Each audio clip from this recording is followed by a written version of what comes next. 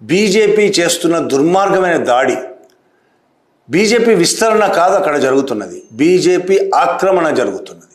బలంతో CBI, ED, ఎన్నికల commission ఇటువంటి వాటన్నిటిని, న్యాయ వ్యవస్థతో సహా అన్నిటిని చేతిలో పెట్టుకొని ఏ రాష్ట్రంలో మిగతా ఏ పార్టీని ఉండే పరిస్థితి లేకుండా పార్టీలన్నీ నాశనం చేసే పరిస్థితి వచ్చింది. ఇప్పుడు బీజేపీ ఆ విధంగా బెంగాల్లో మమతా బెనర్జీ పార్టీ టీఎంసీని నాశనం చేసింది. ఈ మీటింగ్ జరుగుతున్న టైంలోనే మమతా బెనర్జీ పార్టీ టీఎంసీ, తృణమూల్ కాంగ్రెస్ పార్టీకి సంబంధించి 20 మంది ఎంపీలు బీజేపీతో చేతులు కలిపారు.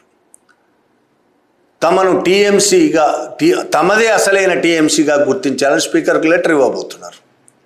నిన్నటికి స్పీకర్ లేడు కాబట్టి లెటర్ ఇవ్వలేదు.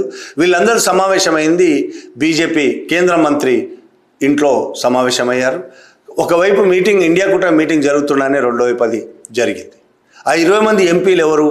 మమతా బెనర్జీ కోరి తెచ్చుకున్న వాళ్ళు, యూసుఫ్ పఠాన్ లాంటి వాళ్ళు, కోరి తెచ్చుకున్న వాళ్ళు, ఎక్కడెక్కడి నుంచో కోరి తెచ్చుకున్న వాళ్ళు, గెలిపించి వాళ్లకు ఎంపీగా అవకాశం ఇచ్చిన వాళ్ళు. వాళ్ళందరూ ఇవాళ మమతా బెనర్జీని ధిక్కరించి రకరకాల కారణాలు చెప్తున్నారు. వాళ్ళు ఏ కారణాలు చెప్పినా ఇవాళ వాళ్ళు టీఎంసీతో లేరు, మాదే అసలైన టీఎంసీ అంటూ చెప్పలేం. రేపు మహారాష్ట్ర శివసేన అయినట్టు, ఎన్సీపీ అయినట్టు అసలైన టీఎంసీ వాళ్ళదే అవ్వచ్చు. మమతా బెనర్జీకి గుర్తు కూడా లేకుండా పోవచ్చు. టీఎంసీ పార్టీ వాళ్ళ చేతుల్లోకి పోయినా పోవచ్చు. ఎందుకంటే ఎన్నికల కమిషన్, కోర్టులు కూడా బీజేపీ చేతిలో ఉన్నాయి కాబట్టి మాది అసలైన టీఎంసీ అని చెప్తున్నప్పుడు నిజానికి అసలైన బీజేపీ ఇప్పుడు బీజేపీలో భాగం అది. అందులో చాలామంది మీద ఈడీ కేసులు ఉన్నాయి. ఆ కేసుల కారణంగా కూడా కొంతమంది పోవచ్చు.